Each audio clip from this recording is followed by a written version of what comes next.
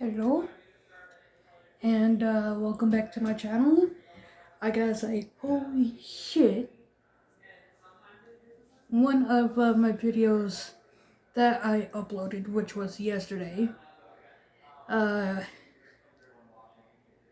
you guys got it to 32 views, which is the, impossible murder of Julia Wallace,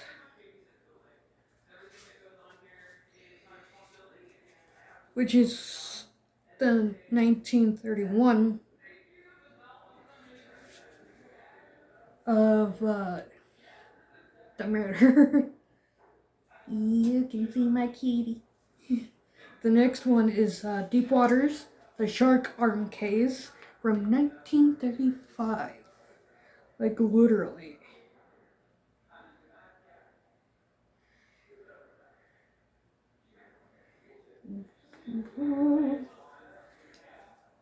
By an extraordinary twist of fate, a human arm expelled by a shark became the first link in a bizarre chain of events involving smuggling, blackmail, and murder.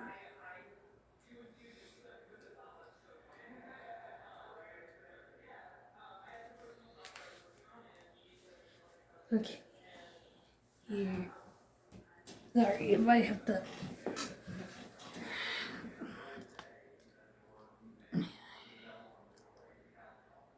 Sorry, if you see movement going around, it's because I have to move the camera to get comfortable, and my cat's on the bed I'm sitting on. Okay, it was a palmy spring afternoon on April 17th, 1935.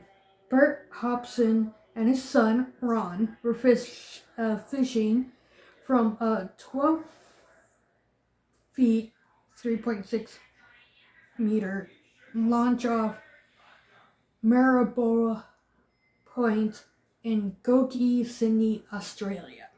So we went from England to Australia in this case.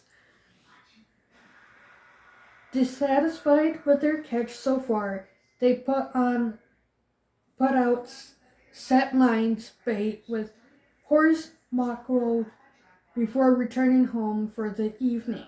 The following morning, they returned to see if their set lines had caught anything profitable.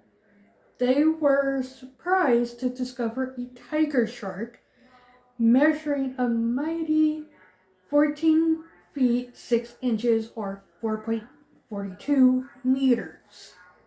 I ain't kidding. And this is all from Unsolved Murders. I can't believe I'm actually doing unsolved murders and crimes and whatnot. I might do missing 411s and missing kids and also serial killers if I can. So stay tuned for that. The shark had been lured to the set line to feast on a smaller shark that had become entangled in it. The Hobsons managed to capture the tiger shark and then sold it to the Coogee Aquarium. Sorry, you should know. In one of my videos, it was the bodies in the barn video that I'm dyslexic. It's hard for me to read most stuff. What happened, which happened to be run by Bert's older brother, or Bert's brother Charlie, the worldwide economic depression of the 30s had hit Sydney hard, and Charlie Hobson, hoping that this exciting addition would attract visitors willing to pay a bit extra to see the impressive shark fed twice a day. On the afternoon of April 25th, ASIC Day, a holiday honoring World War II vets, 8 days after the shark had been caught, a grisly discovery surfaced in the shark's tank. Fortunately, only a few people were present when the aquarium's prized attraction started to thrash about, almost as if it was about to jump out of the pool.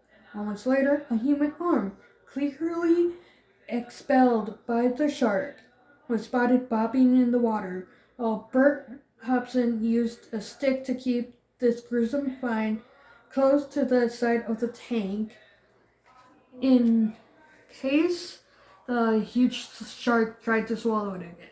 The police were immediately informed and rushed to the scene. To their surprise, the arm appeared to be in a fair state of preservation.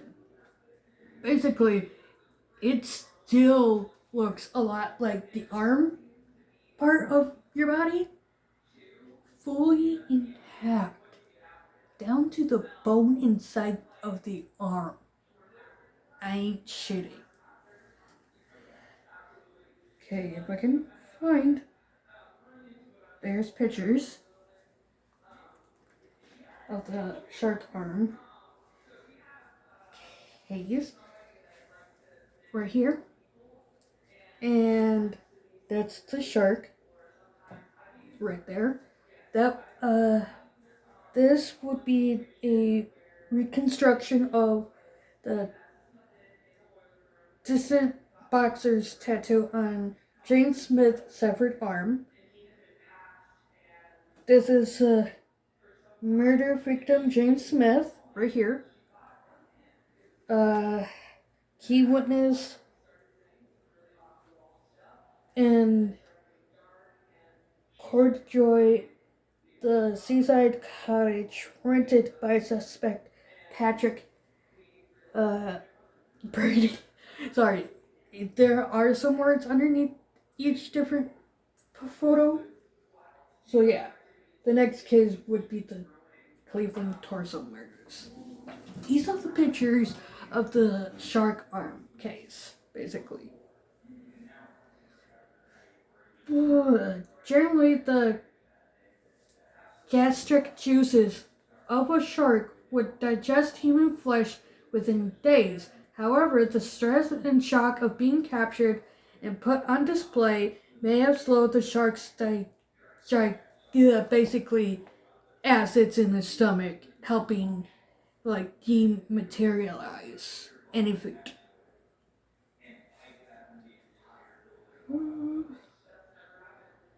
A piece of rope was tied around the wrist. On the inside forearm was a tattoo of two sparring boxers.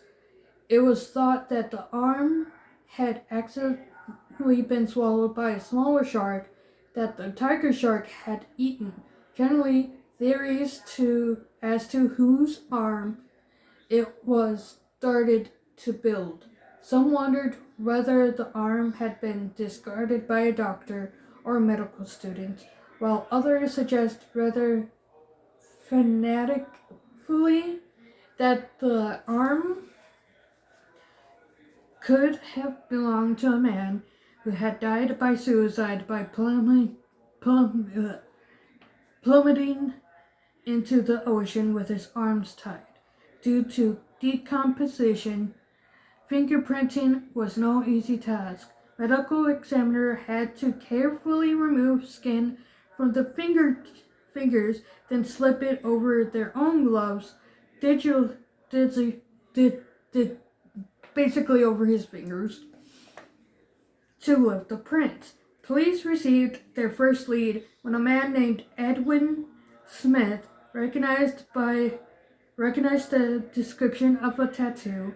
Edwin's brother James had been missing since April 7th, over 3 weeks after telling his wife that he was going on a fishing trip with a companion. James was a 45-year-old English-born criminal, police informant, and ex-boxer who lived in the Sydney suburb of Gladsville. Fingerprinting confirmed that the arm did indeed belong to him. Yeah. It was initially assumed that its discovery was simply evidence of another tragic shark attack, of which there had been 3 in recent months. However, further examination revealed a far more disturbing scenario. It was clear that the arm had not been bitten off by the shark after all. It had been severed with a knife. The focus of the investigation suddenly shifted to murder. Thanks to Edwin Smith's information, the police at least knew whom the arm belonged to. However, they were now faced with arguably the most bizarre case they had ever encountered. In a Wagga Wagga Express article dated June 15, 1935, detectives freely admit that they were facing a problem seemingly diverse by one of the cleverest killers in the history of Sydney's crimes. James Smith had numerous connections with the criminal underworld, and while looking into his seedy acquaintance, investigators came across the name Reginald Holmes. Reginald Holmes. To many who knew him, Holmes appeared to be a respectable, wealthy businessman and family man who ran a successful boat-building business on the shores of Lavender Bay. However, there was another hidden side to Holmes' life. Behind the facade of normality, he was involved in various illegal activities, controlling laxative smuggling and insurance fraud options from his company, which was strategically situated on the shorefront. Inquiries revealed that Holmes had once hired Smith to collect cocaine, opium, and other contraband dropped overboard by ships coming in from the east.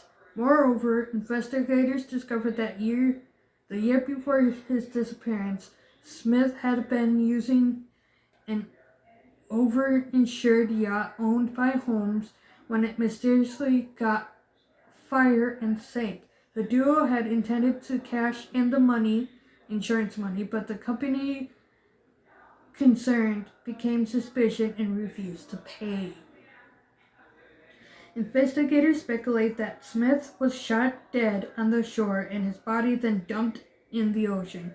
They hope to find the spent cartridge from the bullet that killed him, as well as identifying the gun that fired it, might lead them to his killer.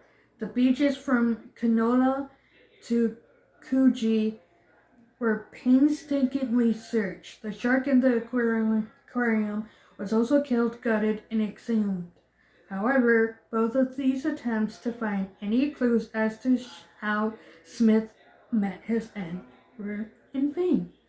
Initially, Holmes strongly denied any involvement in the bizarre case, but shortly after police questioned him, they received reports of a raving man canoeing around the harbor in a speedboat with blood streaming down his face.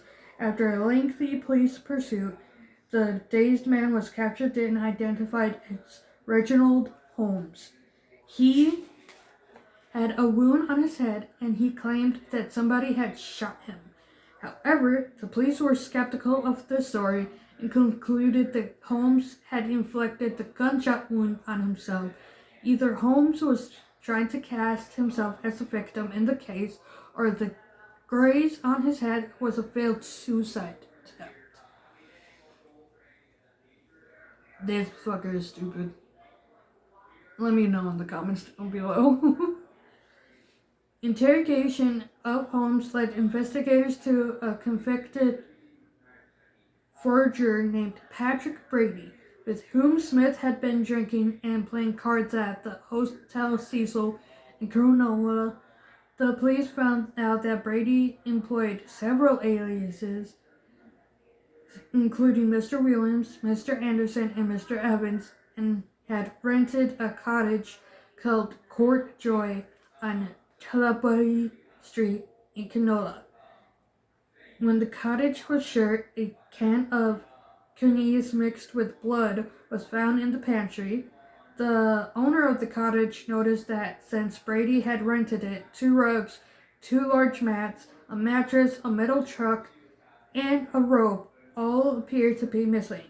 Even more particular, the contents of the missing metal trunk had been placed inside a new, larger one that had been found in its place. The owner also noted that the cottage had been scrupulously cleaned. Impressed by this accumulation of clues, the police questioned Patrick Brady, and a few days later they charged him with the murder of James Smith.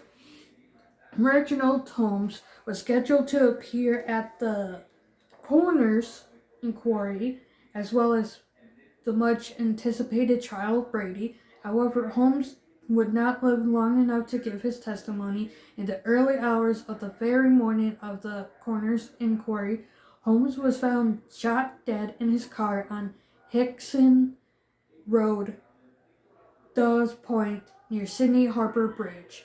This desolate, rundown area was somewhere that the law-abiding citizens tend to avoid. It was reputed to be the favorite meeting point for local smugglers, a place where money and contraband speedily changed hands. The passenger door of Holmes' Nash sedan was ajar, and the position of his wounds indicated that he'd been shot 3 times by someone sitting in the passenger seat. Moreover, there were no signs of a struggle, implying that Holmes had been murdered by someone he knew well enough to allow into his car. A man fishing off Dawes Point claimed to have heard 3 shots around 9 or 10 p.m. Try fishing at night? Holy shit, that fucker is stupid. Yeah. You'll be hearing me swear sometimes, so. Following Holmes' murder, his wife came forward to divulge what she knew, and in lieu of her murdered husband, became the key witness in the trial. She said that on April 8th, Patrick Brady had visited their home. His arms were cut and bloody, and he carried a knapsack. Knapsack is with a K, so it's Knapsack, that she recognized as belonging to Smith. A taxi driver would later corroborate her story, telling investigators that on the same date he had driven Brady from Canola to Holmes' home in North Sydney. After Brady left, Holmes told his wife that Brady had murdered Smith, dismembered him, and put him in a tin trunk, put it in a boat, and tipped it overboard. A majority of the detectives in the Sydney Homicide Squad believed that Brady somehow forgot about Smith's tall tattoo arm when packing the trunk with the rest of his dismembered remains. Resulting his mistake, he later disposed of it, whereupon it was swallowed by the shark. Others theorized that Brady had retained Smith's arm as evidence in order to convince Holmes that the gruesome deed had been done before disposing of it in the sea. The Supreme Court ruled that the arm did not constitute a body which was required for murder conviction, and thus there was no way of knowing if James Smith was deceased or not.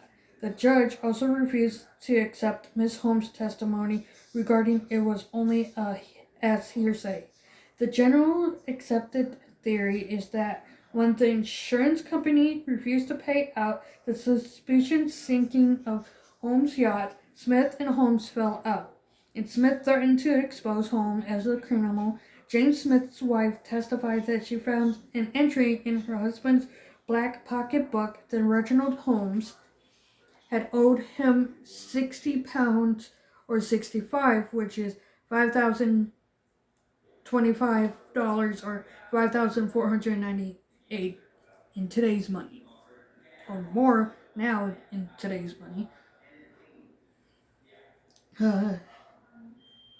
She said that she could not be sure how the debt was occurred. However, it is possible that this was the amount Holmes owed Smith for the boat insurance scheme that went awry. In a bid to save his reputation, Holmes hired Brady to put Smith away for good, and when Brady shot Smith in his rented cottage, When investigators later questioned Holmes, Brady believed Holmes would not stand up to the pressure, so he silenced him. An intriguing alternative theory about Holmes' death was put forward by Alex Castle in his 1995 book, The Shark Arm Murders. Castle speculated that the outwardly respectable Holmes could have taken out a contract on his own life in order to spare his family the public shame they would have suffered if he were to be convicted of the boat insurance fraud. Castles also suggest another possible suspect for the murders of Smith and Holmes. Smith had been a police informant and had pointed the finger at a Sydney gangster named Eddie Wayman in a bank robbery. Wayman was also mixed up in the local drug trade, and it is possible that Wayman killed Smith and Holmes out of revenge and to remove rivals in the drug trade, which is crazy on my part with that. The person who threw James Smith's dismembered arm to the sharks and silenced Reginald Holmes has never been brought to justice. In 1954, someone tried to kill James Smith's son, Raymond, with a car bomb. Fortunately, no one was in the car when the bomb exploded. Dumbasses! In the past, murder convictions without a body was rare, but modern developments in forensic science have made it much more likely that a conviction can be obtained today. A famous example in the conviction of Richard Crofts, who murdered his wife in Connecticut in 1986 and disposed her body using a wood chipper. DNA technology and criminal investigations will probably have resulted in Brady being found guilty with or without the rest of Smith's body.